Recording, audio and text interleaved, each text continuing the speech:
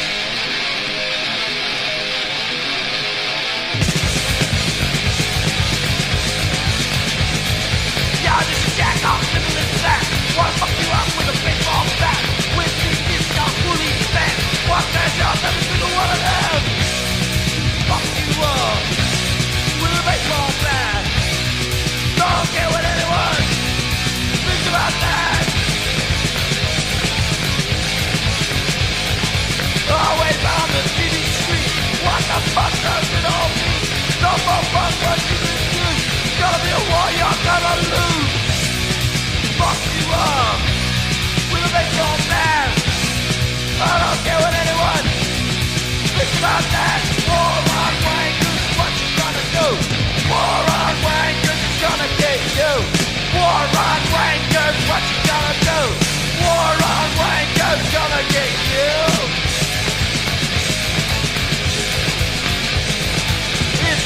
a fucking wreck. Where you are is really too bad. People there should not, I don't give a fuck. Oh, it's you, let it run. Fuck you up. With a baseball bat. I don't care what anyone thinks about that.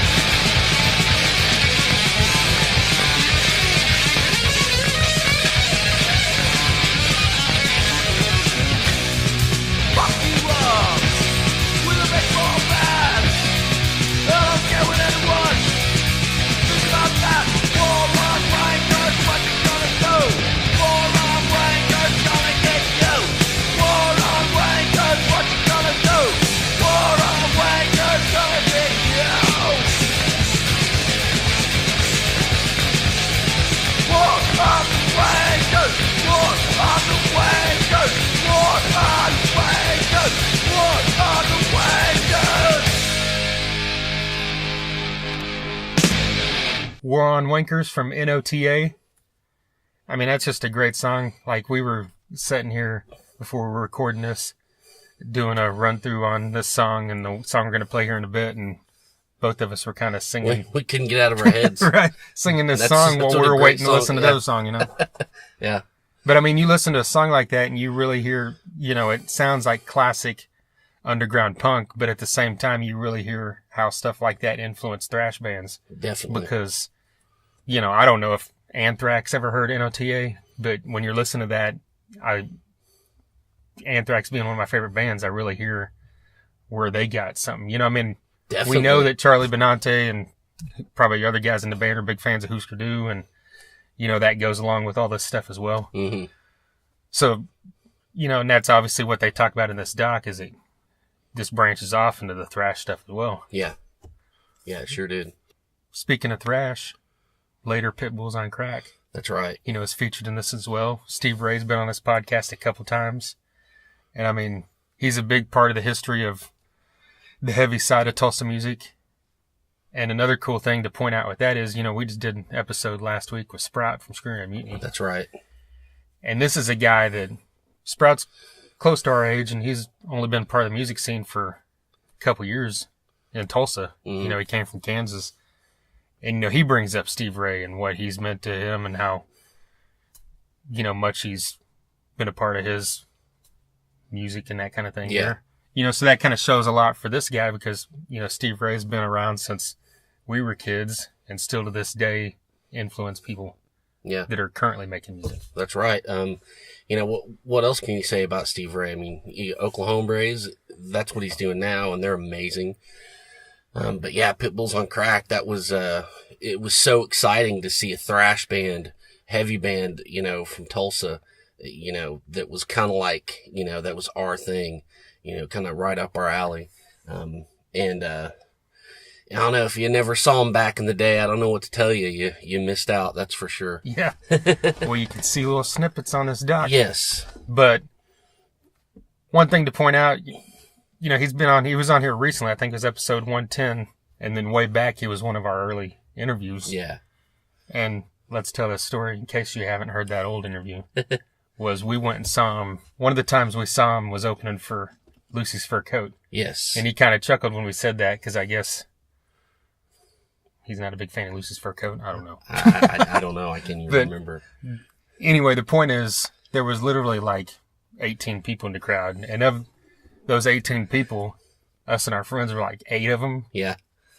And anyway, Steve, like during his set, stopped and had everybody introduce themselves. Because there was literally just enough people. There was just enough people. It's like, fuck it, just introduce yourselves, you know? Like he introduced his band. He's like, hey, all you guys. And he gets down and goes up to each person with the mic. And, you know, and our buddy Mike Thrasher was there. And we got to him. He's like, he thought he was bullshitting that his last name was Thrasher. He's like, no. And he made him show him his license right there. And he showed Steve his license. Yeah. That's awesome. Yeah. It was cool to be able to tell him that story, too. Yeah. You know? But Terry Waska was also a part of that for a while, and, you know, he's featured here in this interview in a bit. Another guy that's been on this podcast is Chad Malone. Yes. And that was way back at episode 58. And in that episode, we talk, you know, this guy's been a part of a lot of bands around Tulsa. Yeah. you know, back then and now, he's still currently in 3 or 4 bands. Mm-hmm. And the great thing about it is they're all diverse from each other. Yes. You know, he's got Senior Fellows going, Larkin. That's as opposite end of the spectrum as you can get. Yeah. And then The Shame, of course, which is a great punk band. And then Brother Inferior, which is featured in this That's right. podcast. So, let's get to that and play some Brother Inferior. All right. This is Bound and Gagged.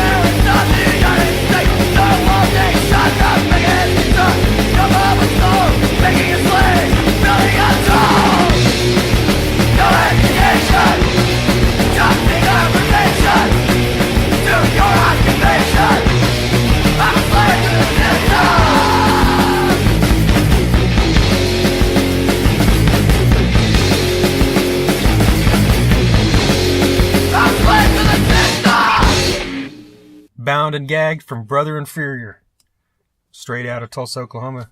And one of the things when we had Chad Malone on, you know, he talked about when they toured through Europe, and he told us all kinds of great stories about good times and some bad times as well. Yeah. So definitely go check that out. That's definitely worth a listen because he goes into all these bands and it's really cool.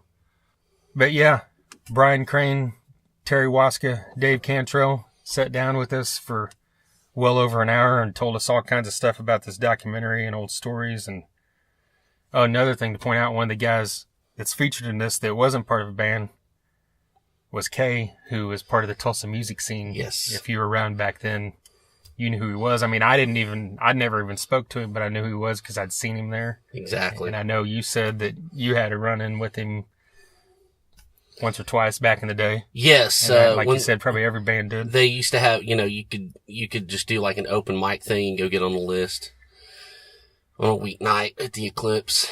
And we went, and Eric Bass, our bass player, he didn't have any shoes on. He was barefoot, playing barefoot. Kay was not a fan of that, and he let us know. But he let us play anyways. So it was a little scary. Yeah. Well, yeah, that's the cool thing about this documentary is it's not just focused on a few bands. It spans this good 16, 18-year period and talks about venues and all that stuff we'll get to here in a bit. The thing is have a preview screening October 6th at Circle Cinema, 7 p.m., $10. That's right.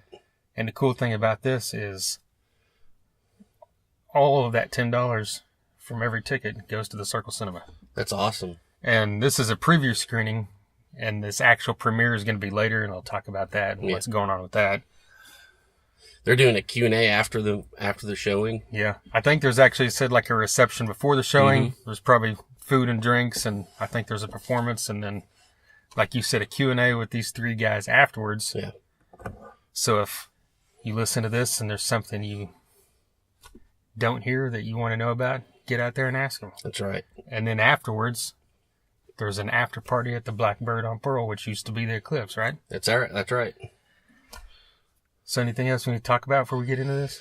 I think we covered it. Yeah. Yeah, I think we should just roll that beautiful bean footage. Hell yeah. Dave Cantrell, Bryan Crain, Terry Waska, Old Capitol Underground.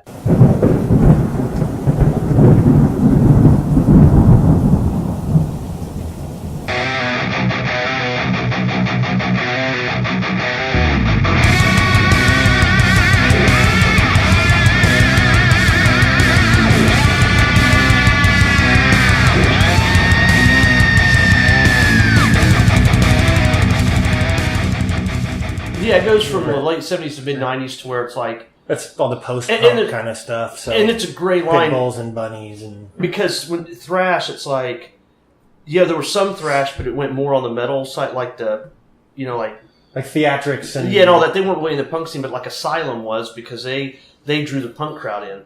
So it's a gray area. We don't go into we go to the punk thrash like Pitbulls. They started off as a hardcore band, then went more thrash. Same with Bunnies of Doom. They started off and but then there was bands because they could play with punk bands or the metal bands. Right. You know what I mean? So there's this gray area, and the good thing about that era is we were all there, so we kind of have a good thumb on that. Yeah. The earlier stuff we knew, but we actually 4 or 5 of the guys that were in bands, we'd always ask them. You know what I mean? We interviewed them, but I'd call them up all the time and call them historical consultants now, just to be. But we'd always say, "Hey, do you think that band was this?" Because they were there. It's not like we did our opinion.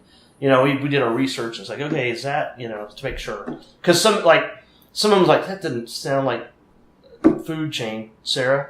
I was like, that just sounds like new wave stuff. And I was like, were they? Because we wanted to put some girls in it. Because man, it's a lot of dudes. I mean, that's what it was. Yeah. And but. So she was like, they said, yeah, they were considered that, and they played in that, thing, and here's Dave. I wonder how late he is. I guess the most obvious question is, how did this come about?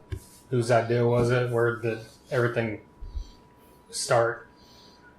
Well, about 6 years ago, I was living in Colorado, and I was thinking about moving back, and I'd been working on some stuff with my own old music videos, VHS. I noticed how degraded everything was getting on that end, so I was like, it'd be cool to think of something creative to do when I got back to Tulsa.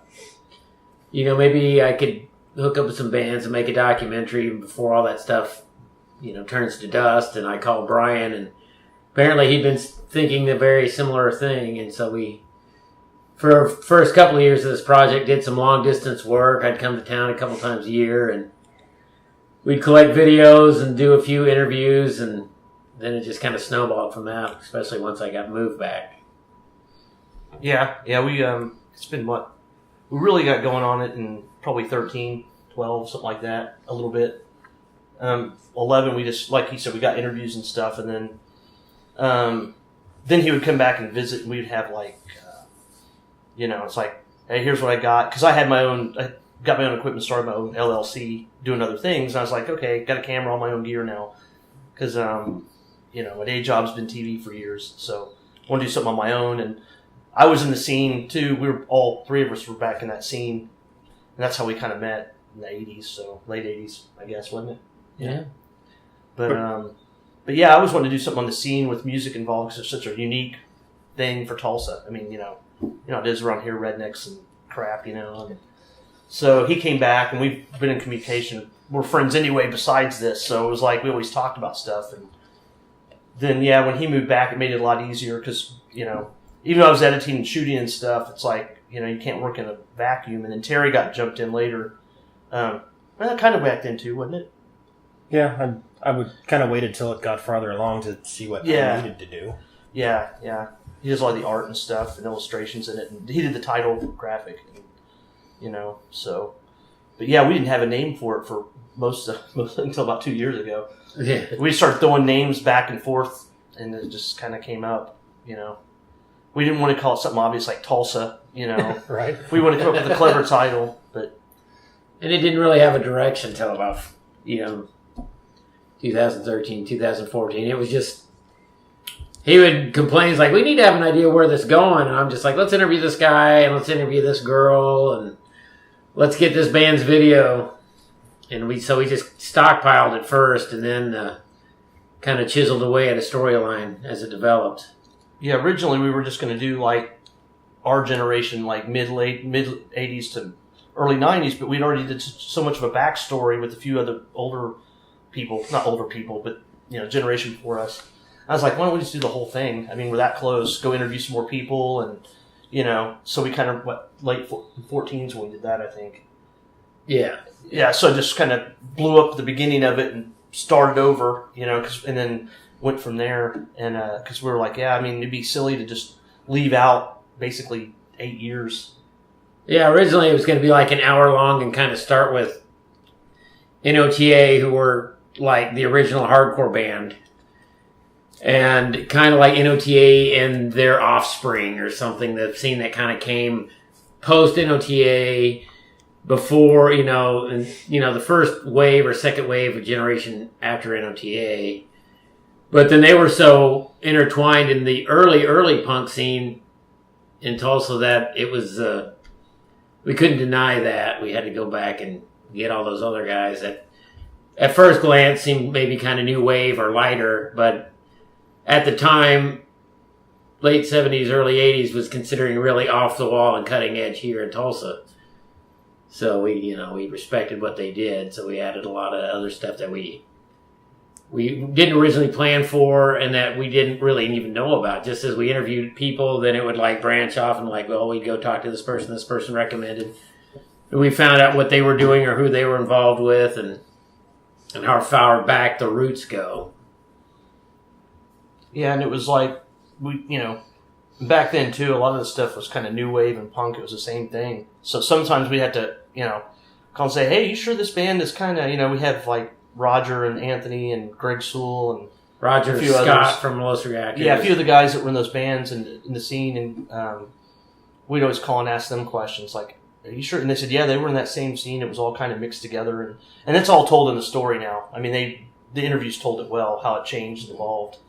But yeah, some of that stuff they listen to and be like, that sounds like new wave. But back in Tulsa, I mean, we were like 5 years behind the rest of the world back then. There was no internet or anything. It's like, well, if it wasn't Led Zeppelin, then it was punk. It was, it wasn't mainstream at all. Then it was punk. So that's kind of where it all started. started. Said earlier, if it's not Boston or Kansas. Yeah, pretty much. Yeah. Well, Terry and I came from more of a heavy metal background. We were in a band called Asylum. So if it wasn't super hard, we liked hardcore and speed metal. If it wasn't like that, then it didn't seem punk. It seemed quaint because we were so far removed. We didn't realize at the time, you'd hear the keyboards or whatever and the stuff, and you just go, oh, well, that's just new wave stuff. It's not. And as you age, you get a little more wisdom and you expand your taste, and maybe you can take some of the blinders off your eyes and like, oh yeah, I guess I was too young and dumb at the time, and didn't see how different that really was for what was going on around here. But I mean, now you see that like Talking Heads were one of the first bands that played CBGBs. Who would have thought of that? Yeah. Yeah. Oh, I first got into it was back in the mid 80s. My friend Mike Armstrong, we met him at some girl's house, and he had a mohawk and Spike Mike. Yeah, that's how I knew him. Yeah, Spike Mike. And he was in the punk scene, so he took us all these places like fields, like a place called the Ditch, way out south, and there's just a drainage ditch where all these people hung out and drank and skate, and and it was cool. It was a whole different world out there, and we'd always pick it on the gravel pit on Riverside. Maybe like 50 people out there were drinking alcohol and stuff and carrying on right on Riverside. Delinquents. Yeah, that wouldn't happen today, and skinheads would show up, but they wouldn't mess with us. I mean, but they were kind of around that, and they caused a lot of crap in town, of course, but not all of them were bad. I mean, some of them were cool to us and whatever, but some of them stood for different things than others, you know what I mean? Yeah. So, but then that's eventually. Oh, go ahead. Oh, sorry, I didn't mean to change the subject, but I know what these two guys' background is in music, which... Yeah, I played in a band called The Outcasts. We were just... It's not even... They're not really in the doc. I have some Easter eggs in there of us, But that's... We played, like, parties and stuff. We played with some of the bands, like Crimes Against Humanity and stuff, and we basically did parties and house stuff. We used to have phone bill gigs for $1, charge people to come over and watch us practice, to pay our phone bill. Then he was in a band called Decadent Lament. Yeah, we won't talk about that. That was let it in, but yeah, that's how we met. Didn't you? Was it the last night Nitro's called? Yeah, we Nitro? played there. Yeah. We played it was the last night, wasn't it? Yeah, it was the last night. So the last night, yeah. Nitro was called Nitro before it closed for a while and became Eclipse. his band played, and I roadied, loaded gear in, and Kay, the owner, caught me drinking whiskey in there, and it was a beer bar, and boy, he chased me out and threatened to not let them play just because they were associated with me, and then Yeah, I remember that. But he That's loved. He loved us. Yeah. He loved it. I mean, But I was and banned. he always gave us beer to play because he wouldn't pay us But when we were but underage. you couldn't We never smuggle got whiskey in because he wasn't getting a cut of it. Yeah. And like for That was like it. the next year, the next 2 years, if I came across him anywhere, he would like just run after me, cussing and chase me off. Well, And then after that, it was all good again. I think he banned me like twice from there. But Pretty sure we saw him walking through once, smoking weed out of a corncob pipe, though. Yeah. Well, we we can, or some high quality oregano. Right. We can only speculate. I mean, Kay's one of the stars of the documentary, so K is a rock star. But how we met Dave, I met Dave first. We, because we were in the scene, and then, you go see bands playing stuff, but we also had an apartment that everybody came to. Not everybody, but, we had the party apartment kind of, and so they started showing up, and that's how Dave and I became friends, was downtown, around down there. And we just kind of clicked, and then met Terry through Dave, and just kind of, we all started hanging out, and eventually I quit doing bands like in the early 90s, like 90, 91.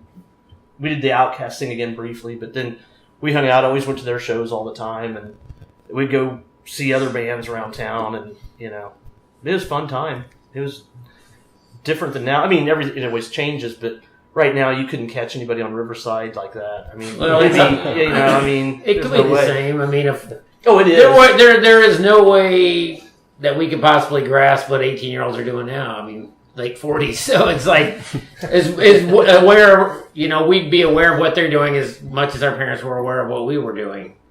I mean, there could be completely something, whole new thing going on just like that. And it just, because that's not on our radar. I mean, of course, you had a network completely different back then. It was all flyers, word of mouth, the occasional phone call at your mom's house. Where are you going to be? I'll try to find you. Yeah. Now you can pinpoint exactly where everybody is, so they have that over on us. But I don't know. I think that's also kind of killed it a little bit. Yeah. I mean, now every band, because there's also 10 times as many bands as there were back then, but every band can make an event, post it on Facebook, tag all their friends, and there's so much going on that, I think there's as much apathy at any particular show now as we had back then. It's just that back then, no one really knew about it, because unless they went by Starship and saw the flyer nailed up on the board outside, they had no idea what was going on. yeah. But And then everybody has a record now, too, because they just recorded it in their room. Right. It was a big deal if somebody put something out back then. You had to work for it. Which is one of the things of the documentary is because there was so many bands, and some of them weren't around for a long time. Some of them were around for 6 months. But if you didn't have video, who had cameras then, and if you didn't go into the studio, who did that? I mean, that was $20 an hour back then. Yeah. I mean, not many bands from back then have anything, so it was really hard to put in something for everybody that was worth mentioning. We've got flyers, so if somebody talks about one of the bands, maybe all we've got is a flyer with their name on it, showing that they played at Blue Grotto or something like that. Yeah, there's no audio, there's no video. Yeah, the earlier stuff, it's even harder to come by. At least there was video cameras in ours, but Anthony Lookout, one of the guys from the New Mysterians, he actually had some great footage of them at Crystal Pistol and Blue Grotto. So it's gold footage we have, because other than that, people weren't carrying around cameras back then, like video cameras especially. Well, I mean, a There's some VHS camera stills, in but not 1990 was $600. Yeah. Yeah. Well, talk about, you said you did some of the artwork and stuff. I mean, what is each one of you guys' roles in this? What did you handle and all that kind of stuff? Bryan basically did everything. He was the technological end of it, for sure. Bryan. Yeah, he shot it. The biggest, toughest part of it was going through. I can't imagine how many hours and there's no actually narration.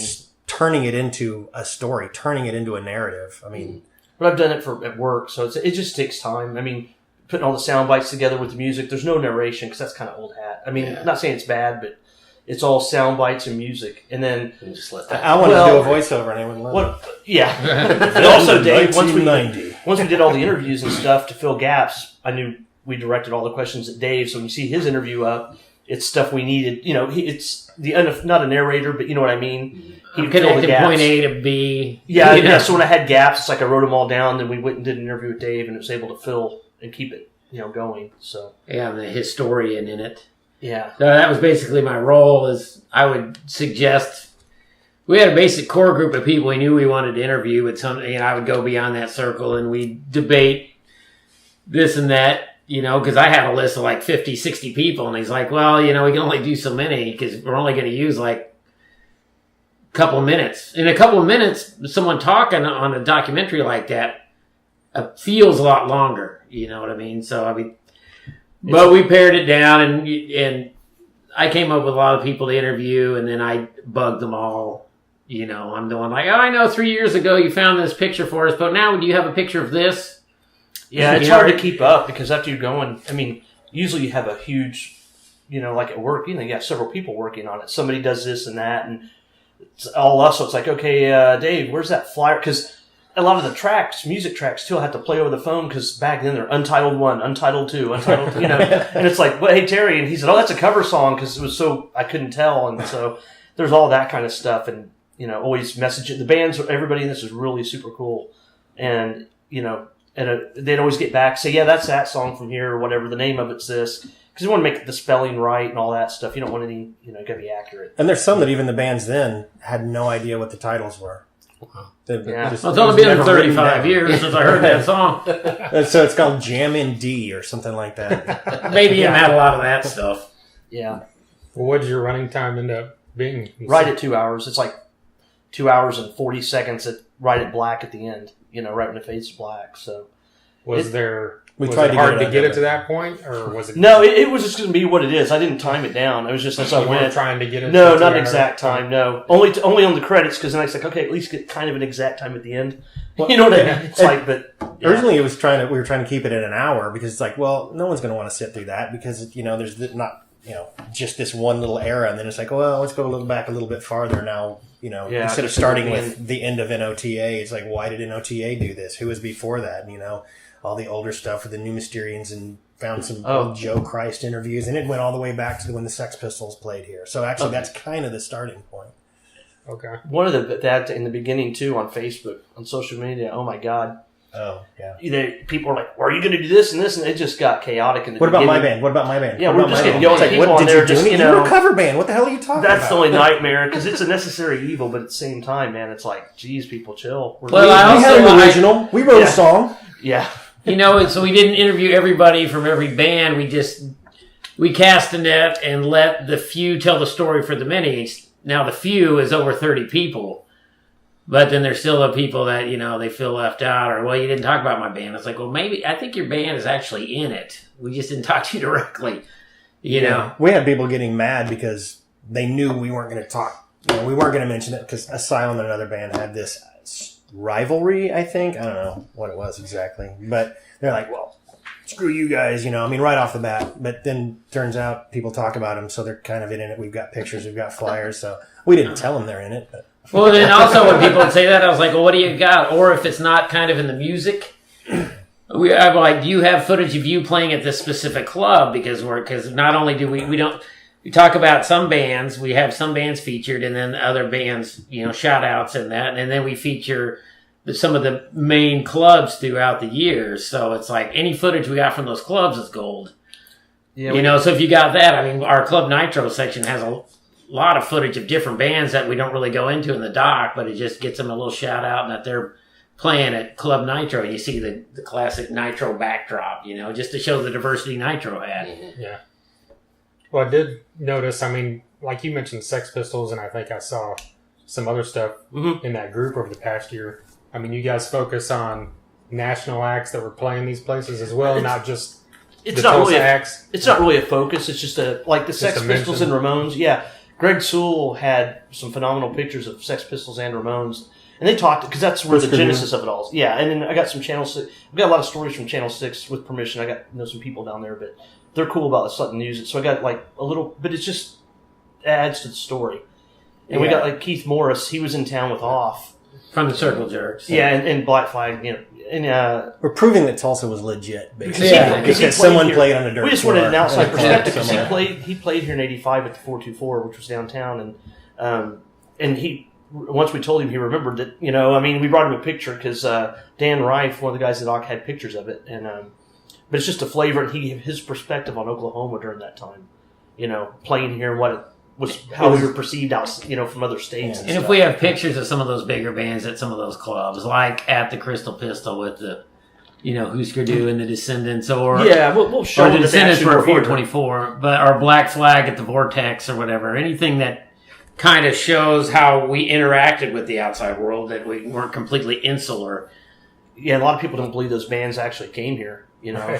I mean, because NOTA toured with Dead Kennedys, Husker Du, and Yeah. they played with, RKL. They played with RKL. Oh, yeah. yeah, Meat Puppets. I mean, they played with a lot of people and went on tour. They were, you know, but yeah, it's not a focus, but they're in it because, you know, they played here. It's part of the scene, and that's what got people going, you know. And there's flyers showing that Flaming Lips played, but they wouldn't talk to us. Yeah.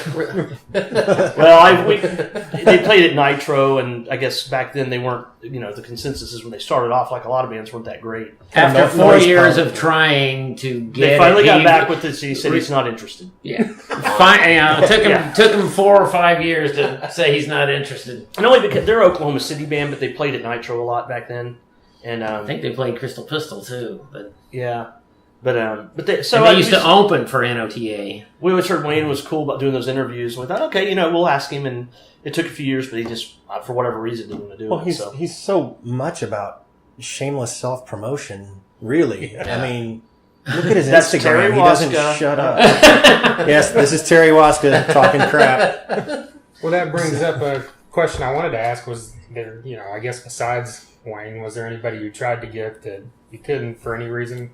We had one guy that we won't name that was interviewed. Are you talking about famous people? No, just anyone anybody, from really. famous or from We here. had one guy interviewed in it. The doc We're was not going to say any ready, names because, yeah. and I called him to tell him it was almost out. Could he sign a release? And he asked to be removed, completely removed. And I said, "Well, what about your involvement in this and this?" So, well, leave that in there, But it's like we but can't remove because me. And I'm like, we that can't doesn't make because any sense. He carried, and we I guess- really wanted him. Witness protection was, He was, was yeah, a violation or something. he was only in it a total of maybe 8 minutes, so I was able to get another interview, and it actually turned out a little better. But we'd still like to have him. But we had interviewed him like 6 years ago, and this was just earlier this year, right when I was finishing, and he had been in it. All that, so I had to go back and rip him out and do all this stuff. But we're using some of He his got stuff. spooked by release think. form, I guess. I don't know. It's like, well, okay. Yeah, he talking to people so I even told him in a text that, hey, you don't have to sign a release form if we really want you in it, you know, which is a leap of faith, but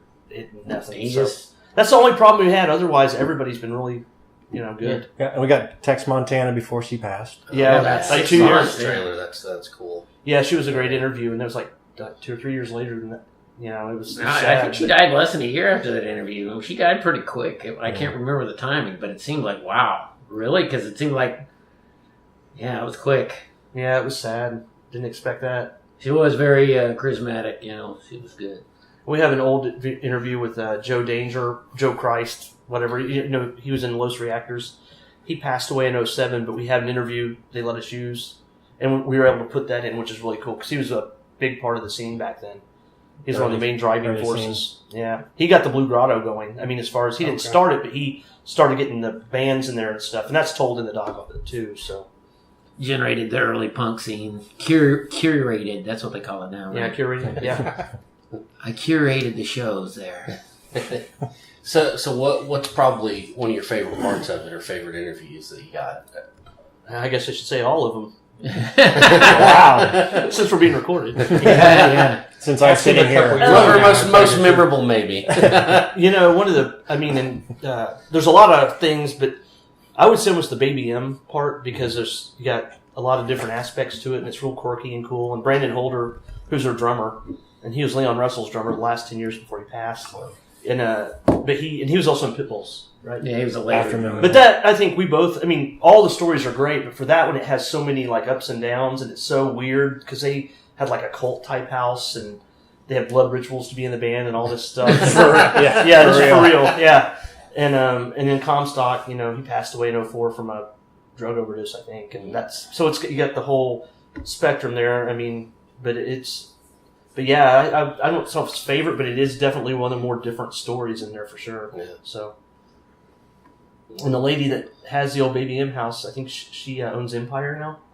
Yeah, I think. saying. Yeah. Somebody told me that. Yeah, I'm like, they had the a- house is still there. It's at 15th and Newport. It was called the House of Suffering, and it was like We have video squad of it. house. So we got a video of people like sleeping in the closets. And, Yeah, well, some- they're talking about what Debbie Gibson. They had a Debbie Yeah. Gibson CD for some reason. Yeah, some of that video though, man, it was like we couldn't put it in.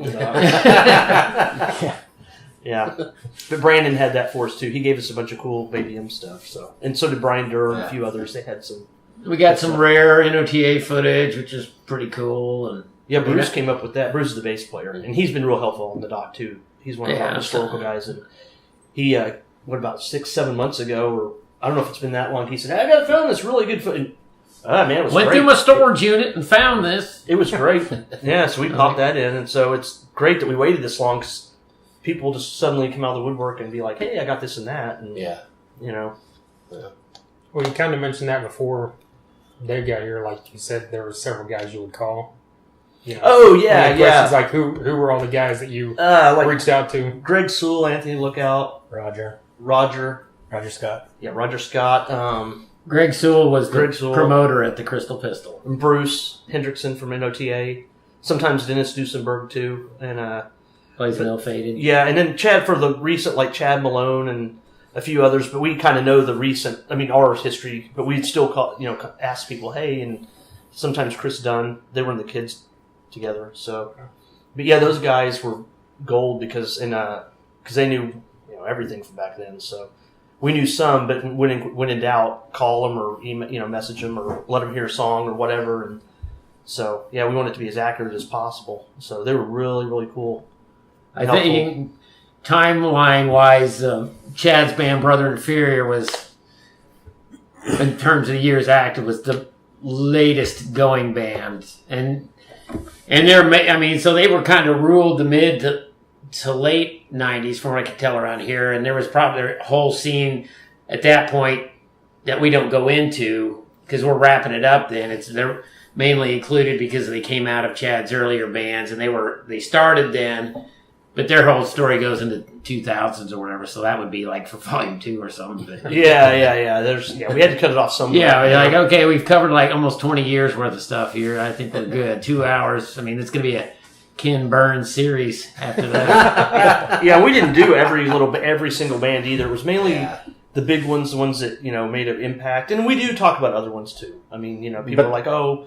But yeah, so... But there's still going to be a lot of butthurt when it comes out. I know. You always get that, though. People that love it or hate it, or, hey, you didn't put this or that, and it's like, okay, fine. But, but I think we did it as well as we could. I think, it wasn't just our opinions. We actually sought out other people's and stuff just to make sure, We started with what we knew and what we liked, and then let them talk about what they know and what they liked.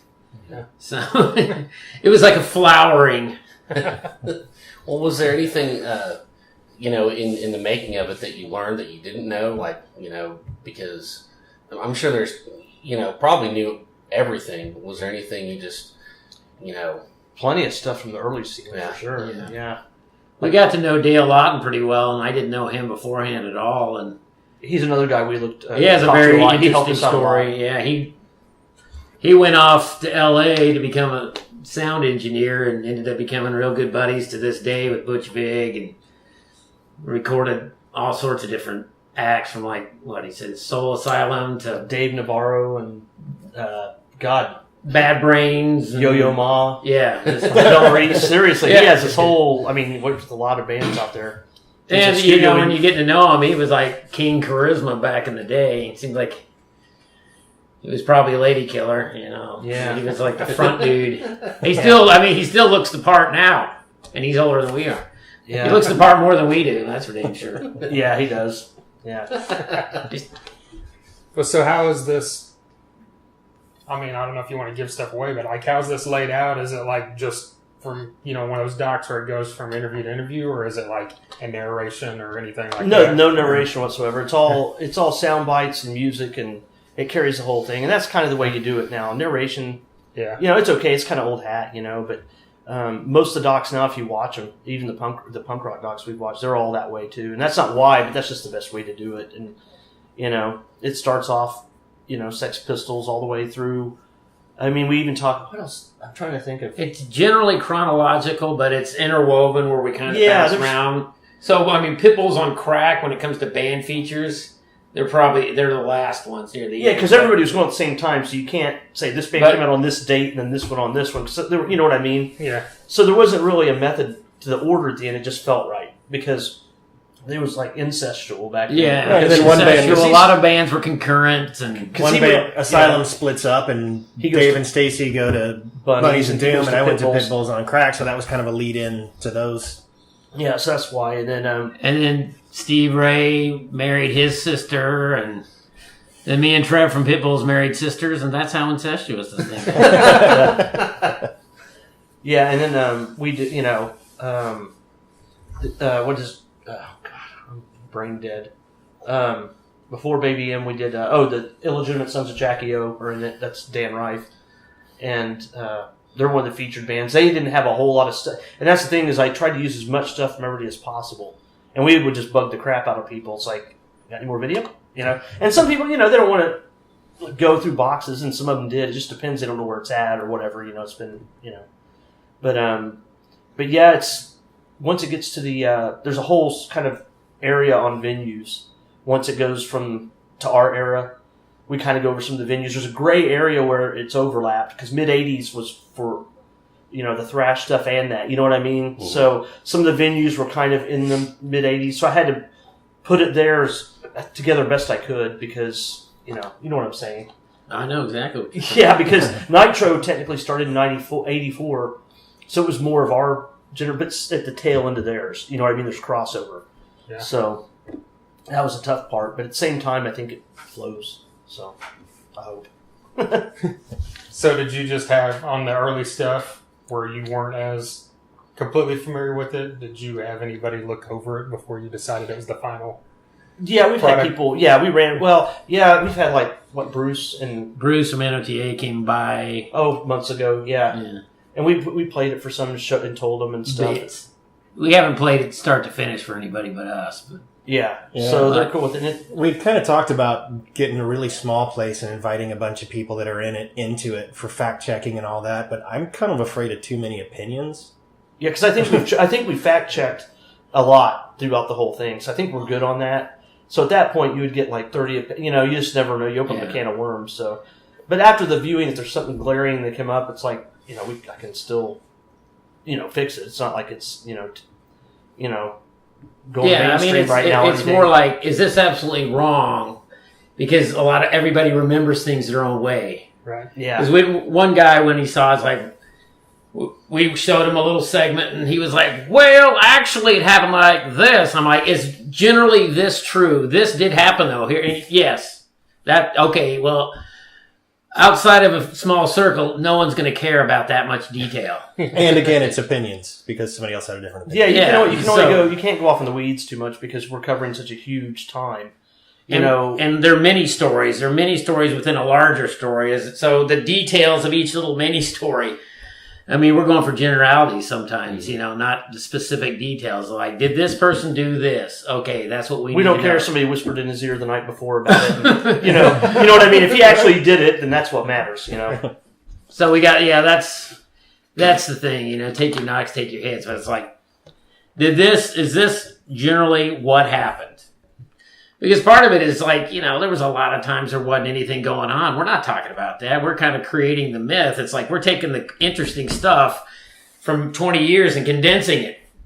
We don't want the boring stuff. We want the stuff that's fun, and we want the fun. If some of the people we'd interview would just have this little checklist of facts in their heads, and that's what they wanted. On January 6th, 1980, this person tuned a guitar. And I'm like, no, tell us about what happened when you guys met, or give us a story. And then some people they deer in the headlights.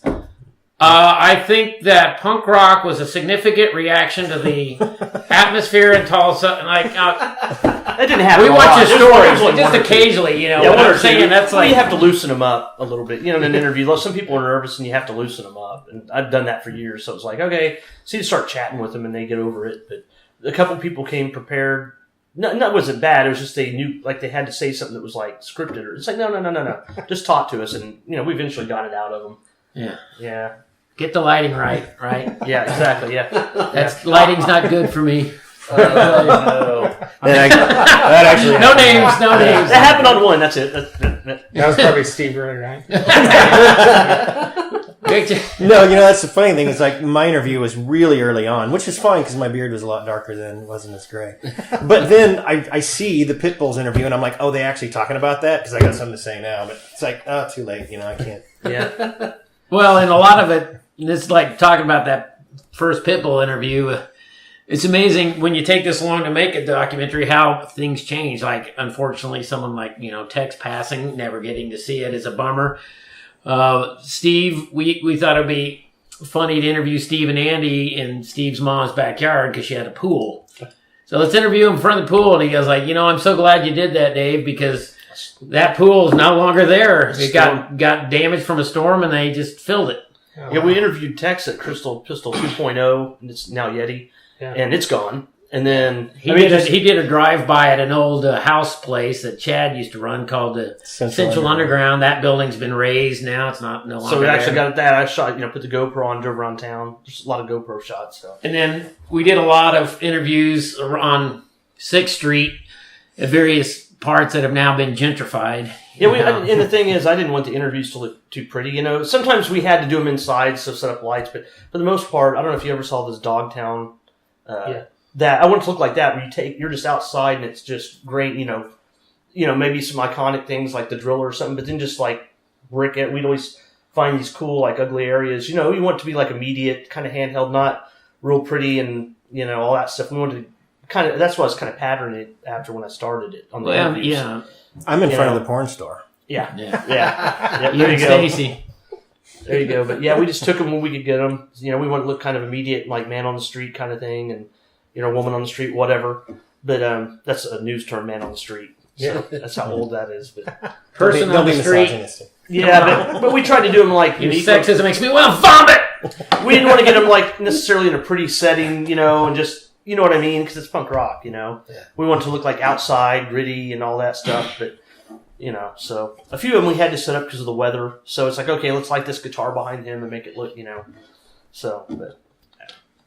Or any of you said like the mini stories on specific bands, were any of them so interesting that you think you could do a full doc on them later? Oh, yeah, by far. Yeah, that's the thing. I had to really limit myself when I was putting this together because I'm like, man, there's so much more to tell, but got to cut that out. It's going to be too long, I didn't really have a time limit on each band by any means. Just when it played out, it played out. Mm-hmm. But yeah, there's a lot of stuff that you got to realize. It's like, okay, move on. You can't stay My on bands, one. of course. Oh yeah. And we tried to. And the thing is, we put people who had studio tracks, bands, try to put like a little play 20 seconds of each clip roughly, and do like a little scene. Or I'll show you a little bit when we're done, but. Just to make it interesting. Like, some of them are funny, and, like, some of them are, like, they had to sing war all the time, bunnies, and I found this video of army men being blown up and stuff, that type of thing. And, little we don't want to give away everything. music, but little stuff music like that. videos. I mean, Yeah, almost like miniature, but you can't play too long of a track, because it just gets, you know what I mean? Yeah. That's the part I really wanted to keep going on. I'm like, yeah, it'll just drag at that point. You got to limit, because you're doing so many bands, you got to kind of cut it off somewhere. And we have live performances too, mixed in. So, yeah, but I think, maybe not a 2-hour thing, but NOTA itself, its whole history could warrant a nice hour-long one, especially if you went into and you were able to interview all the people they knew, like Bob Mould from Husker Du and Jello Biafra and all those people that would be very interesting, just because of how they tied in and how they were nationally known. If you get the book American Hardcore, their logo's in it. I mean, they're referred to in the book. And so, I'm a big fan, so that would be interesting to me. Some of the other bands would, just because of the weird things, like he was saying, the life of Mike Comstock from Baby M would be worthy of a documentary, because that guy was a charismatic outlaw, to simplify it. To simplify it, he was a different dude. He just kind of lived life on his own terms and died. How many songs are represented, do you know? Oh, God. Wow. A lot. I credited every single one of them, though. Yeah, that was the hard part. The credits were bitch. It's like, God damn. It's like, all right, what's this song? And wait a day. Sometimes people, get back with you whenever, but I don't know. I mean, and I used all the music in this, whether it's a track or whatever, soundtracking music. I used all the music from that genre for soundtracking. Era. And era, not genre. Sorry, thanks. I'm tired. but yeah, it's because it was wasn't just all punk rock, so it is a genre. Some of it was like Baby M stuff, which they were, but like other bands like Brian Simmons, he wasn't punk rock, he was reggae, but he had some great music, and we're using some of that to soundtrack and some others just to, underneath stuff. And then of course we play some of the other ones that weren't very hard, or you wouldn't think of punk rock at all, to contrast what was going on and the fact that these bands all interacted. Like the Jacks was an early power pop band, and they played the first night of the Blue Grotto with NOTA. So we contrast today, maybe at the time it was a little more accepted since it was both fringe, but it seems like, wow, when we hear it's like these two bands play together, completely different. But then again, when we were playing in Asylum back in late 80s and early 90s at Club Nitro, it was 3 bands. You really didn't set up your own show. It would be us and Baby right. M and Decadent Lament or something like that. Mm-hmm. And it was always a big mix, because even then, just like in the early thing, if it wasn't Kansas or Boston, it was punk. Yeah. It's kind of the same thing even for our early days. The scene was so small that everybody went to everybody else's shows, even if it wasn't anything you were necessarily into, because Club Nitro was the place to be, or because Tucka or wherever, That's what we did, and all the shows were this weird mix and match. So, the Jackson NOTA, I guess it made sense. Like we probably played with weirder shit. Yeah. Jackson and NOTA's like Beach Boys and Sabbath playing together. True. Yeah. It was. If you listen to it, it's kind of... Well, with Asylum, when we got out of high school and we were getting our baby steps as a speed metal band, and when we started, we were just trying to grow our hair long and be a hard rock band.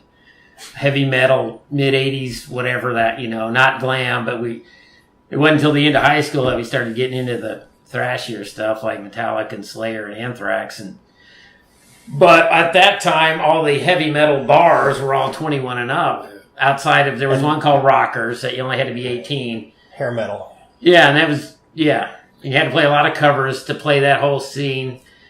But, so we just went down to Nitro, and Kay would have anybody that's starting out if they're doing their own thing, and then we just, wherever we could go, wherever we could get a show, and whoever seemed like they were popular and had an interesting crowd we wanted to play with. also getting Hedberg helped. Yeah, getting Hedberg. Not saying Derek was. I don't. He was our drummer. He made him more punk rock because he was in like what Disease and some. Yeah, Killjoy. Antisocials. Yeah. If we go down and play with Baby M, see Baby M, of any band I've ever seen in Tulsa, they brought out the best looking women. Yeah, that's by far. Gosh, you always wanted to play with Baby M. Or go to their shows. We did not bring women. Yeah, well, you get 3 or 4. And then there'd be, 3 or 4 and then 10 guys. That was usually our crowd. Don't let your girlfriends and wives hear this part. Don't tell them. We're not on that podcast. Our biggest investment, all of our shows, I just remember being disappointingly small. There was a few that wasn't.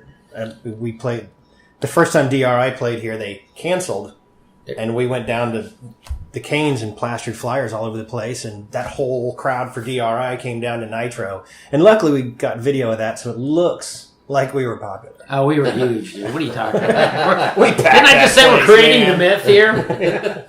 We were huge.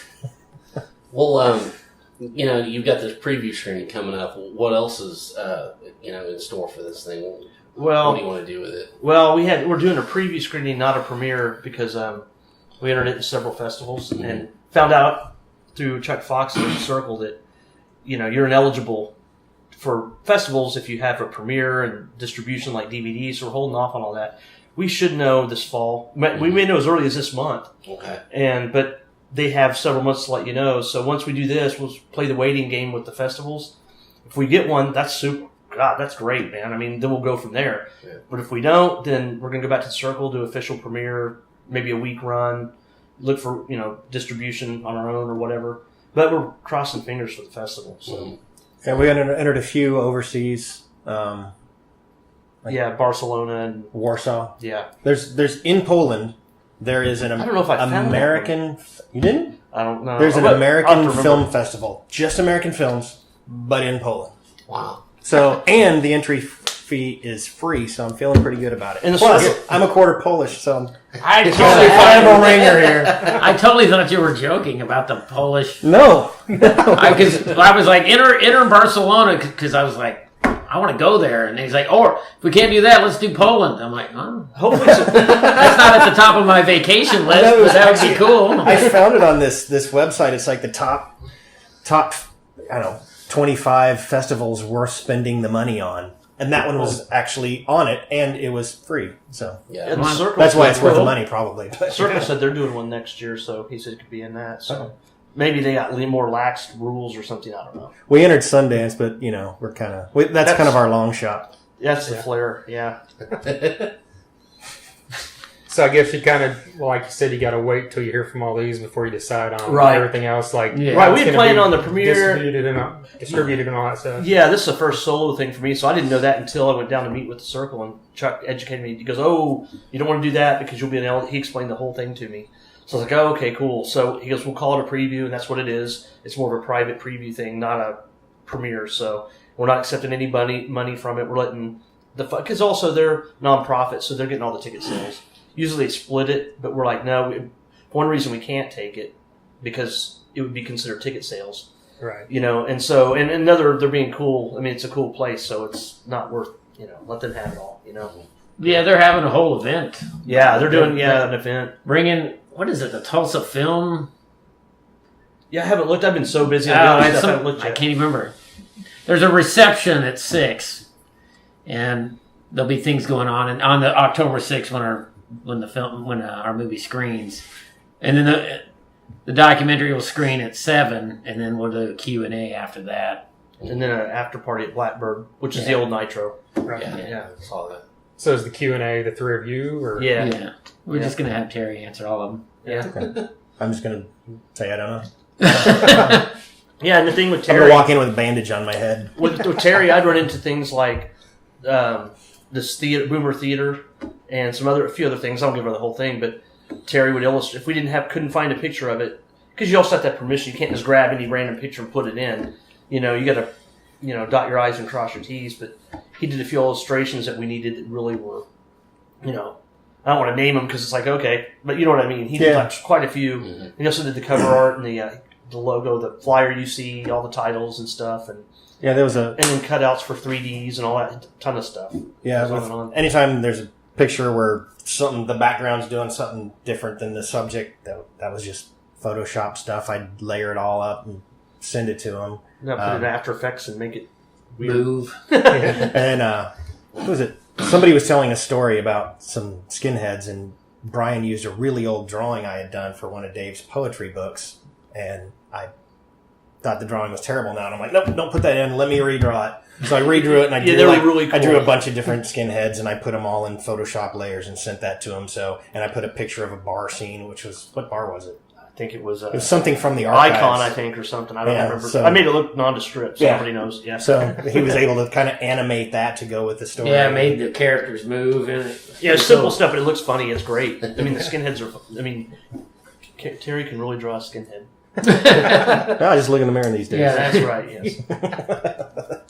So was there ever any thought of putting on like a show, like a concert? Yeah. We talked about that, but it's Dave. I defer that to Dave because That had to be quite an undertaking. That would, I mean, yeah, it'd be hard. I mean, earlier on when we were working on this, I thought about it all the time, and then there's some sort of inertia that takes a hold of the old band people. It's like, oh, you guys live here. You could certainly do something, but then you just, I don't know. Maybe if we do something later on after, if we screen it again after all the, film festival stuff, we could look into tying that all together, because that would, maybe give another incentive for maybe people to come see it again and come to this one. But it would just kind of have to hinge on who wants to do it, because you're going to get what, I'll quote Jeff Klein in it, the state fair versions of bands where it's just one dude and somebody else playing, You want to get it as close to authentic as you can, and even with tones, with that many bands, you could provide one back line, and then NOTA gets up and does a couple, and then Ill Fated gets up and does a couple, but everybody's got such a distinct sound, their bass tone, their guitar tone, that you've already lost it. So, that's a possibility for later on down the line, but, in my mind, I'd love to do it, but I just don't know if I can. It's a lot of work, especially to work with all those kind of bands. I mean, I've done it for years. So that's why we don't have any live music scheduled for the after party, because we figure that we'll put on a soundtrack of bands, and then, because we figure it's mostly going to be one of people that haven't seen each other in years that want to just keep talking and don't want to be drowned out. They want to reminisce and catch up like a high school reunion. Yeah, if we were going to do that, we were talking about doing it the week before or something, do it the weekend before, but, until we get, this is just a preview thing, so we're like, well, let's wait and get through, like Dave said, maybe do that at a later time. It'd still be a good thing to do, we just have to really kind of whittle down who wants to do it.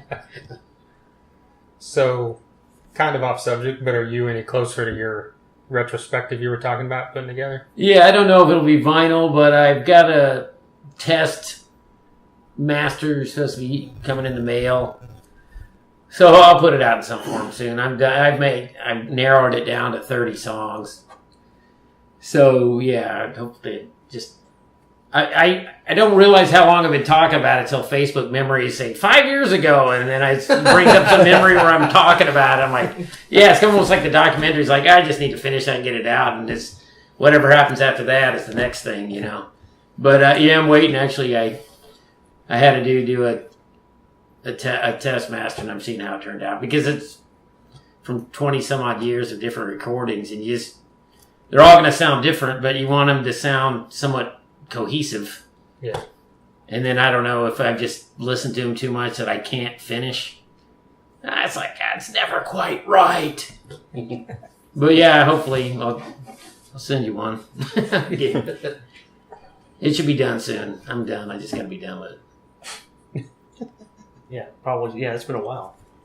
Well, Dave's always done things where, back when we were in college together, we were talking, I was taking photography, and his brother-in-law showed me the book Tulsa.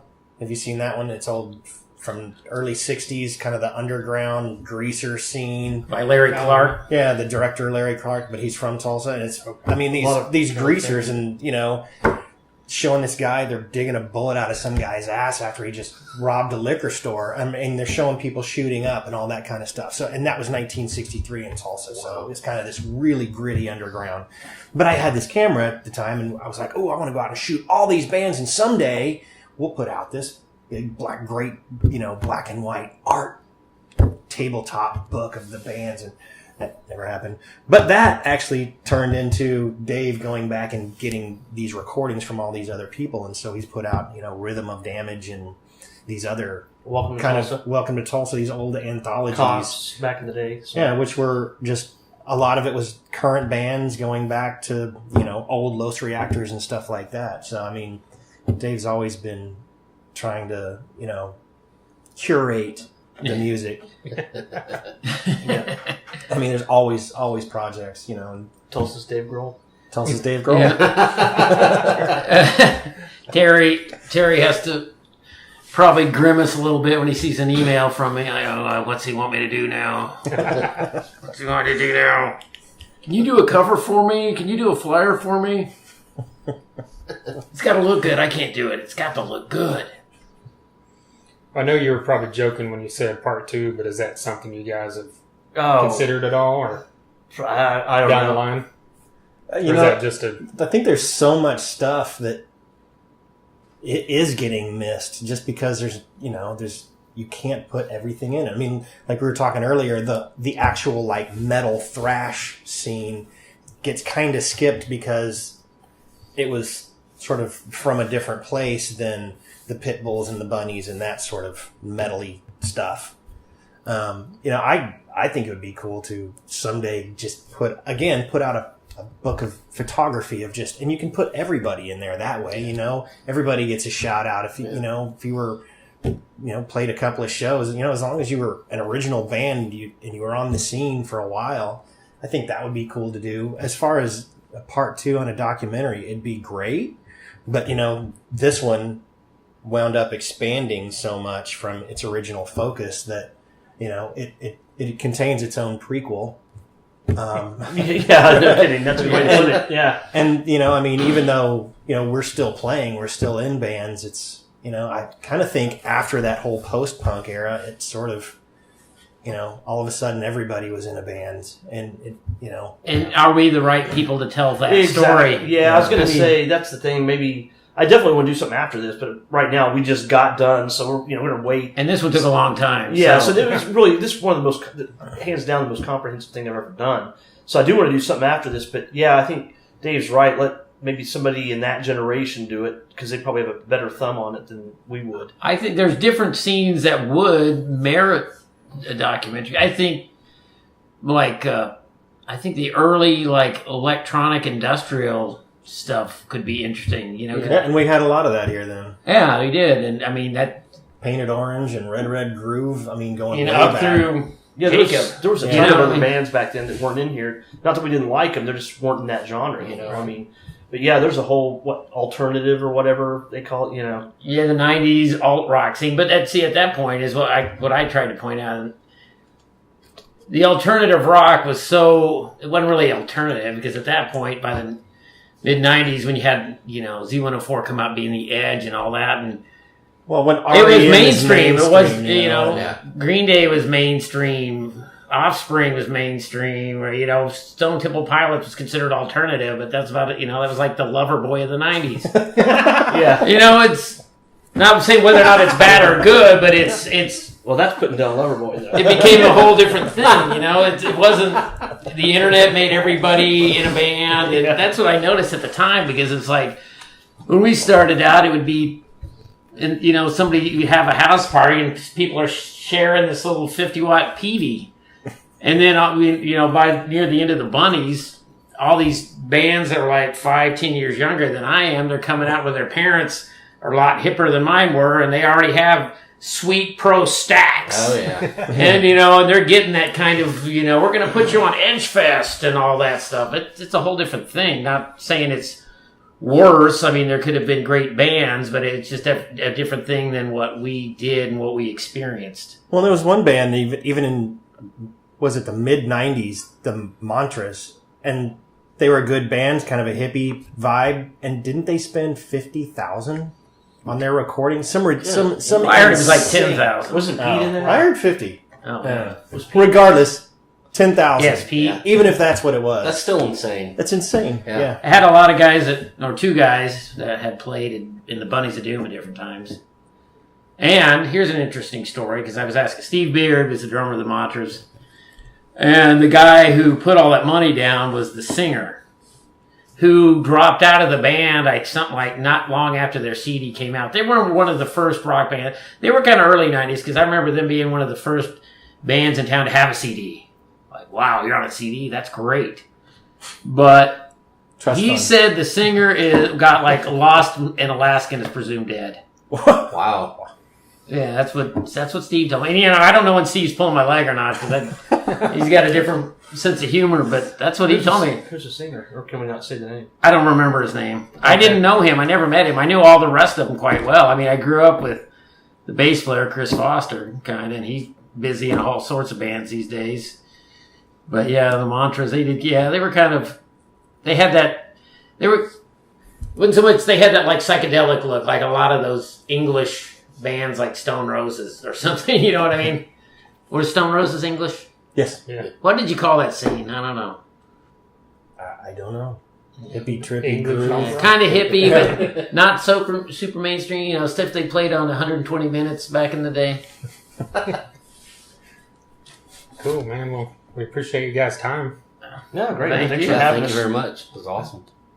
This is it's kind of a generation or two before, me and him really started paying attention to it. So I'm looking forward to just kind of learning a lot of it. No, that's cool. Yeah. Yeah, we caught the tail. I mean, we told him when we had him on, we saw Bunnies of Doom several times. And Oh, yeah. Pitbulls on Crack, but it was just kind of like the early to mid 90s was all we got to catch, You got the end of it then, pretty Yeah. kind of, yeah. Well, if you like a band like Pitbulls on Crack, they had basically 4 bands worth of members Yeah. and like 4 different identities through the time they went. The only guy that was there beginning to end Trev. was Trev Heiner, and then they started off. Skate punk. It was like a skate punk band, had a different singer, had a different everything. Tulsa Skate Crew.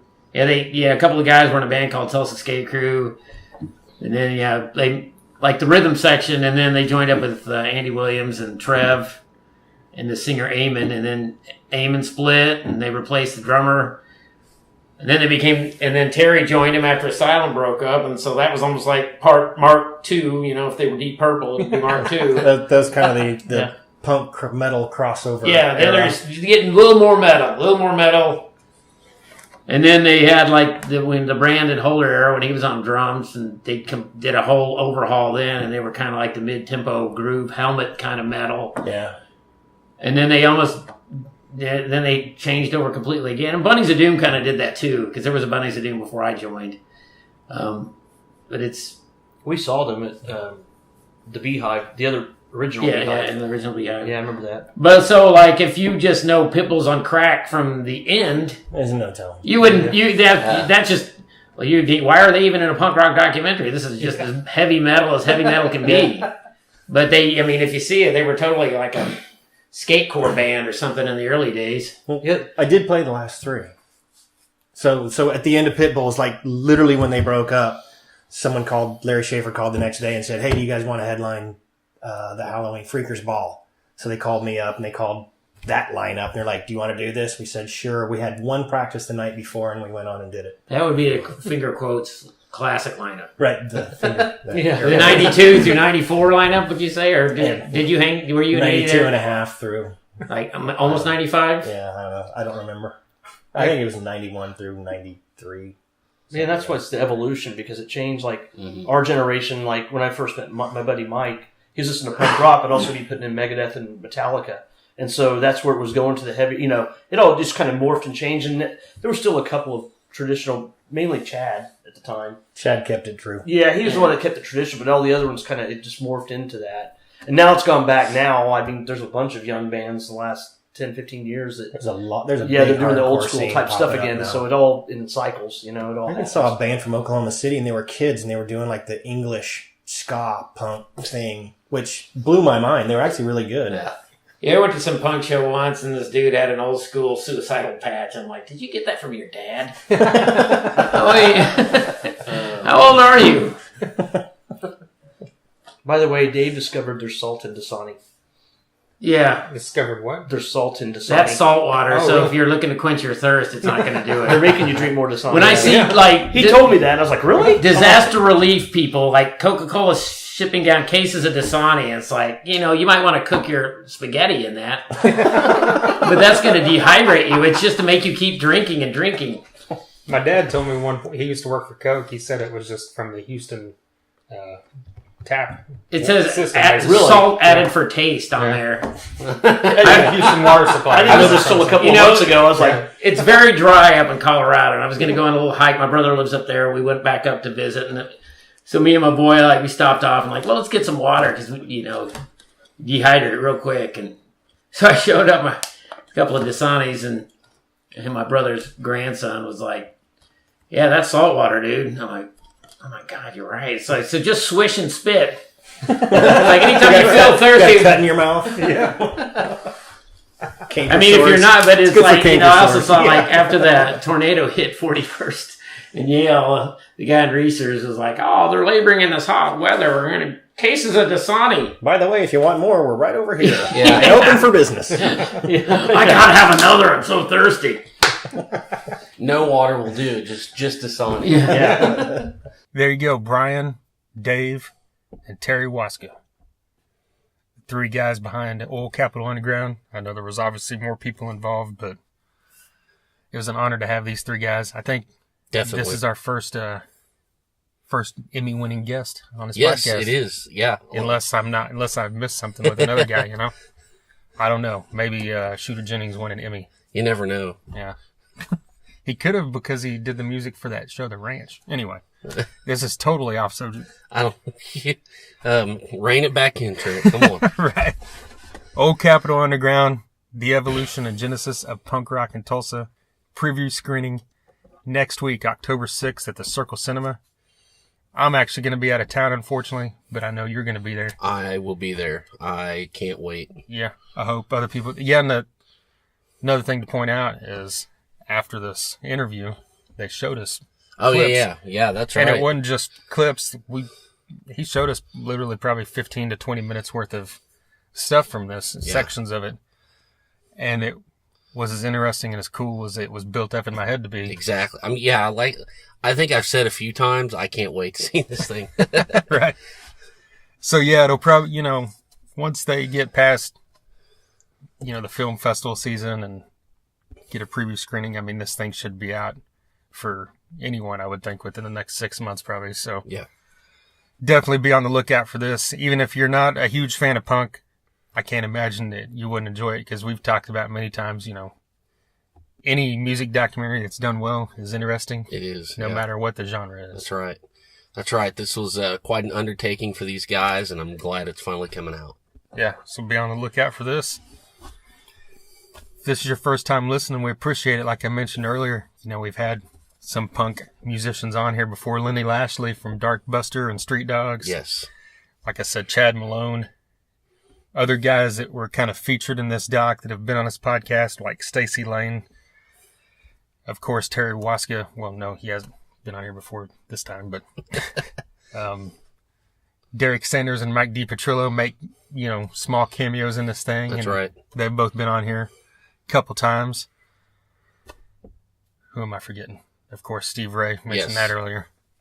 Then we've had on people like Lola from Redneck Nosferatu, the Normandies. The entire band was on here. They even did a song for us acoustic. Yeah. And they just kicked ass at the Brady last week. That's right. Opening for Blink-182. That's quite an honor for them. That's awesome. Yeah.